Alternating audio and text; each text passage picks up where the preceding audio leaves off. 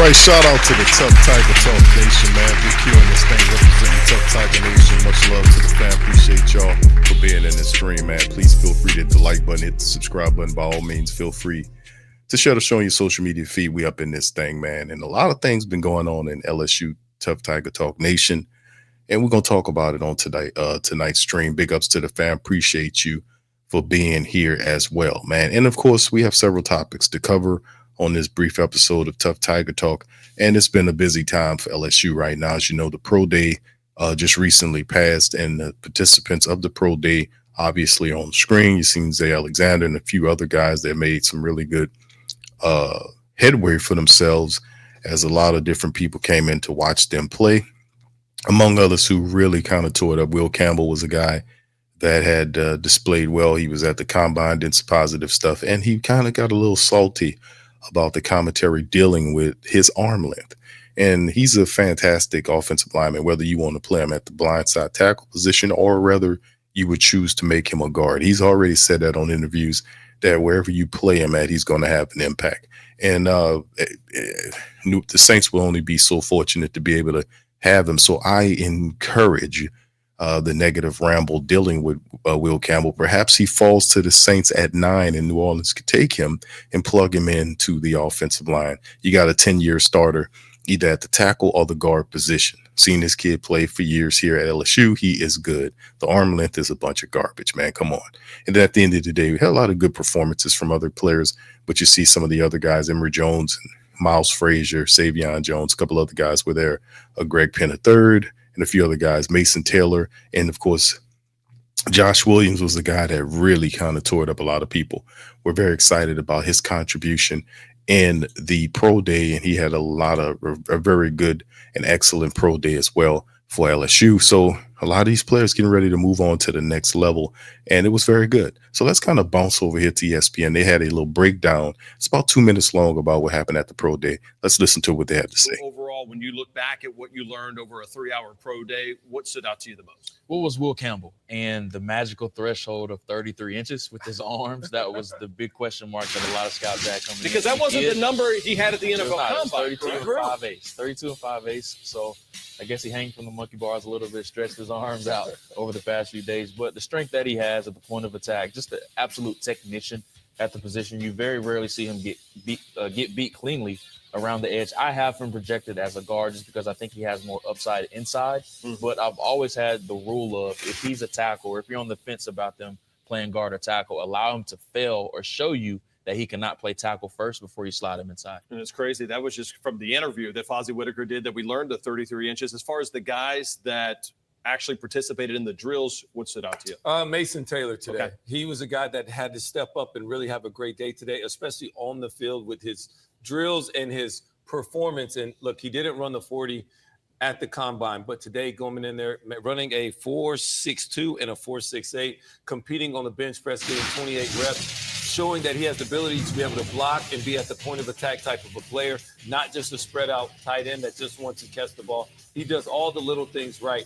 He comes from the right pedigree with his father being a former player. He's tough. He's made crucial catches for this team throughout the years, and he catches the ball not just in space, but also in traffic. That's the one thing that I love about him watching this film. Mason Taylor's a player for me that really stood out from the rest. I thought it was kind of telling, the interview that we had with Brian Kelly as well, saying that he feels like, Roman, this is a team that could compete. Him and Garrett Nussmeier both said that this upcoming season. That this might be the most deepest team returning that he's had in the 4 years. So I'm really looking forward to it. But it starts with game 1 for your guys. Ooh, at Clemson. They're foaming. They are foaming at the mouth. They have not had a whole lot of success in those season openers. We'll see if that happens coming up. Got to change that, man. That's a big part of the game right there. We got to definitely change that and not allow that to be anything whatsoever to even much impact us. All right. And then, of course, we all know how very famous that is to have an issue where we see LSU go down in the first couple of years. The opening game hasn't been very good for us. So hopefully this year, I know Brian Kelly will make it a big point of emphasis going into the third year to make sure that LSU opens the season in a very positive on a positive note against a very good team. And I also applaud LSU for taking this stance, to have tone setters like this as opposed to open the season with some of these teams do with these cupcake games. So, opening the season with something like that wakes them up. So 0-2 the last couple of years gets Clemson is going to be tough. But at the end of the day, man, this is what makes champions, right? And also, you heard these guys talk about some of the players, but other players to kind of make mention of. Running back Josh Williams, who had an excellent day at the pro camp, LSU Pro Day there. And a lot of the Saints people tuned in for, and NFL personalities were there as well. 5'9", 200 pounds, ran a 4.5 in a 40 bench press, 225 pounds, 23 times, posted a 42-inch vertical, and an eye-catching display that had his former teammates and Pro Day comrades cheering his show. A lot of emotions, Williams said, out of the outbursts he's filed after the 40-yard dash. It's been a long journey for me in this process, getting ready for this day.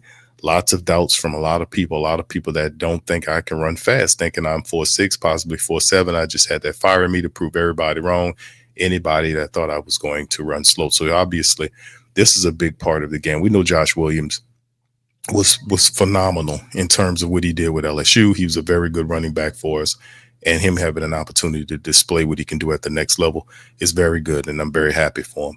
He worked – and you see some of his stuff. He played 60 games at LSU, starting 17 and ran for almost 1,500 yards and 17 touchdowns. He caught 71 passes, 600 yards, and a score. So he was a guy that was very phenomenal on and off the field and was excellent. Also, they mentioned Will as well in his and talked about him, and you heard what the breakdown was basically saying. So a lot of really positive things happened at LSU Pro Day for several players, man.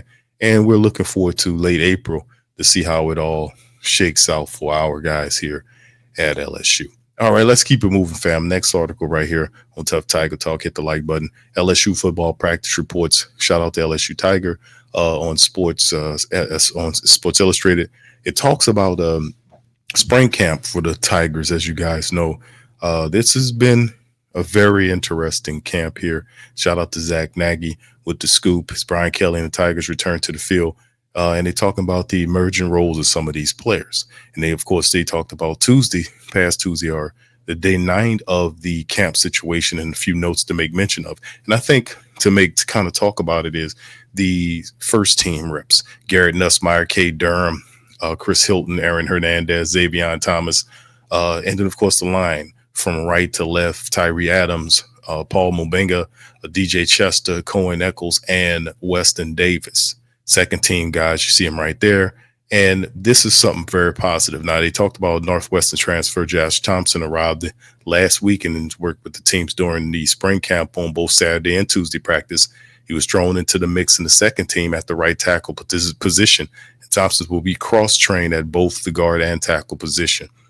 Hopefully, they're thinking that he could possibly be a person that can have an impact in maybe pushing one of the starters there. Also, the Oklahoma transfer wide receiver Nick Anderson continues to ease into the mix, getting limited action, but seeing second-time reps. LSU also rolled in Destin Hill. Remember, Barry Brown, Kyle Park as second-team wideouts through the 9 days of camp, and these guys are guys that we really like a lot. A lot of speed here.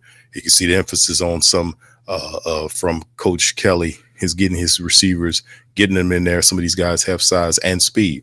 LSU freshman offensive lineman Carius Kern can be labeled as a man-child as he works through this first training camp at the left tackle position. Will be a player competing for starting duties come week 1 against Clemson. Garrett Nussmeier, Michael Van Buren, and Jawan Johnson worked through individual drills during the media viewing, just regular stuff. Now, K. Durham is running as the first team back. Caleb Jackson with his powers on the second team, and Harlem Berry is with the third team as well. So a few things to kind of talk about that. Trey Dash Green and Bauer Sharp remain, the tight ends there, battling position at 1-2. And those guys, these are big physical tight ends that will make a lot of plays for LSU coming up in the season. As we switch defensively, LSU safety Tamarcus Cooley returned to practice after missing some time. And then, of course, Jack Pyburn, a guy that came and worked inside on Saturday that continued into Tuesday's camp. Texas defensive line transfer Sadir Mitchell continues showing flashes for the Tigers, and he played very well down the stretch for them, and they want him to see what that looks like in offseason to continue to have that consistency. Ahmad Bro and Dominic McKinley are first-team D tackles. Wes Weeks and Devon Keeves continue to work as the first-team linebackers, and the cornerback rotation to keep a lookout for is Mansour Delaney, Ashton Stamps, PJ Woodland, who's been at the nickel position, and DJ Pickett and Jakeem Jackson are seeing reps as well. So shout out to Zach Nagy for giving us the scoop on that, man, as we continue to kind of move this thing along. Next article on Tuff Tiger Talk, and this is something we've seen as well as the 2026 class for LSU has really turned into something phenomenal and special, just to be honest with you, man. And like I said, man, 2025 has a very solid class. 2026 is really shaping up to be something phenomenal. And Brian Kelly turns this year into a big year for LSU. Just big things on the periphery for this program. LSU turned in the hot week on the recruiting trail in 2026. Shout out to the Wire, LSU Wire, for the scoop. Head coach Brian Kelly's staff picked up 3 commitments and brought the recruiting class to 9 members, highlighted by the 2026 cycle's top wide receiver, Mr. Tristan Keys, who chose the Tigers on Wednesday. So congratulations to LSU as they continue to build this thing.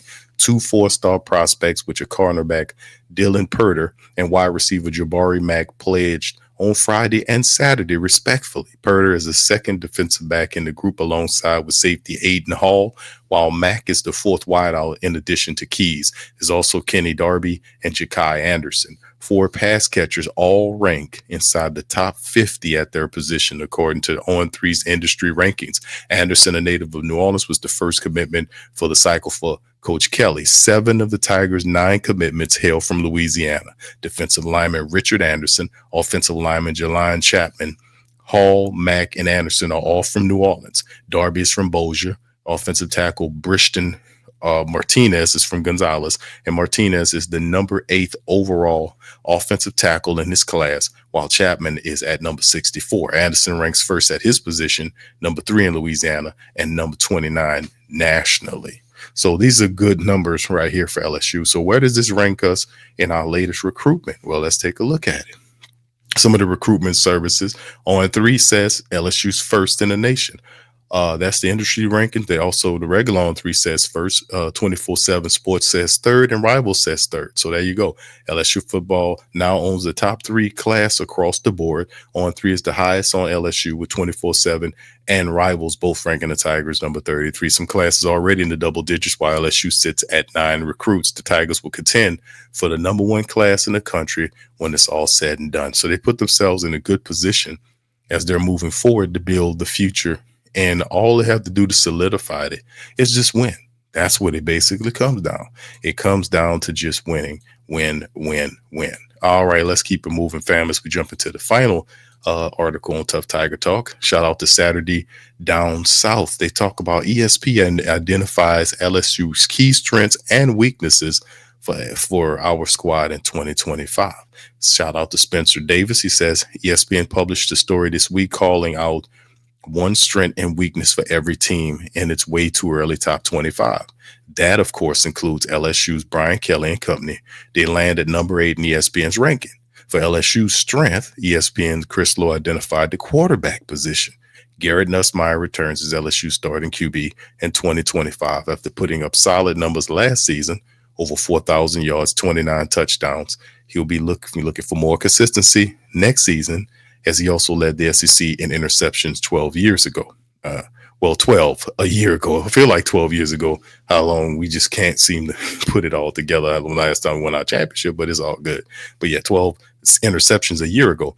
LSU's weaknesses, according to what he wrote, was the Tigers, which is the offensive line. The Tigers lose 4 starting offensive linemen from a year ago, including protected first-round NFL draft pick Will Campbell, projected at left tackle. Josh Thompson, transferred from Northwestern, could play tackle or guard. And LSU likes this young talent up front, but there will be a lot of new faces and new places. Sophomore Weston Davis has a big opportunity to win the right tackle job after playing sparingly as a highly touted true freshman last season. The only returning starter is DJ Chester is likely to move from center to guard. Indeed, LSU has a lot to replace along the offensive line, with Will Campbell set to be a first-round pick. The Tigers will be relying on a lot of internal growth to replace 4 starters on their offensive line this year. LSU's win total for 2025 season currently sits at 8.5.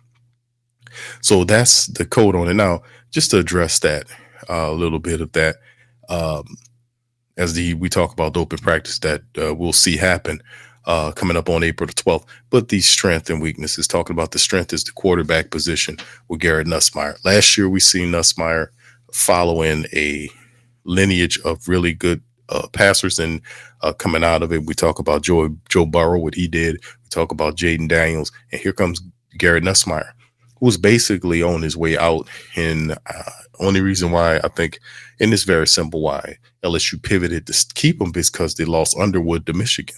Had Underwood not left and LSU had won some more games, they could have ultimately kept him, and Nussmeier would have been outside looking in. But favored him here in LSU. Coach Kelly immediately pivoted to Garrett Nussmeier to remain. He made this decision to stay. Now, there are no more excuses for Nussmeier. He does have the arm and the understanding to work within Coach Sloan's offensive system. He is losing a lot, losing Mason Taylor, the tight end, but Trey Green and a few other guys, Bauer here, I think we'll be all right there. But this is a good point by the writer to talk about the fact that the the LSU Tigers offensive line, the Saints need some help on the offensive line too, by the way, but the LSU offensive line are losing some very good players, and that was the strength of the team last year. That is not to be overlooked. We will have to pay big attention to LSU's offensive line, because it all starts there. The running attack, being able to open up lanes for our runners to run, Caden Durham and these guys to get off. The time for Nussmeier to find his very good wide receivers in this class will be paramount. So I agree with the weaknesses of the team are basically unknowns. The strength of the team, in my idea, I do like Garrett Nussmeier. And the team will go as far as Nussmeier takes them. He has to play better. He can't do what he did last year in these tough games and just fall apart or just start throwing the ball away and all this kind of stuff, throwing interceptions and being a gunslinger. He has to have another level of maturity. There is no excuses in his part. And I think another thing is defense. Defense has to continue to get better. We did gain a lot of really solid players on the defensive side to come back, and that'll be instrumental to see how. Plus a terrific 2025 recruiting class to go along with the holdovers from last year and the transfer portal guys that were running the top in the nation. I'm looking forward to LSU having a strong season. I don't agree with 8.5 games. I think we go 9 and above. I think we're good enough to win 9-10 games this year. I'm just going to say it because of what we did. I think it's a different energy. We seen last year the frustration from Coach Kelly. I think they amped some stuff up. We did lose Coach Bo Davis and a few people to other positions, but at the end of the day, Brian Kelly in his third year in LSU land is going to be a big year for him. A lot of stuff went wrong for him. A lot of people was coming for him last year. He has to follow it up with a strong year, at least 9-10 wins. 10 wins would be saying it would be very good. And I think they'll have a good chance to do that as well. So with that being said, family, that's going to be the end of the stream. I'd like to thank you guys for joining us for Tuff Tiger Talk. I'm Big Q. Hit the like button, hit the subscribe button for all your favorite talk on all thing LSU football. Big Q and Tuff Tiger Talk is here for you. We're going to holler at you next time. Y'all guys hit the notification bells and sub up to Tuff Tiger Talk. I'm going to holler at you on the next one. Much love. Peace. Go Tigers.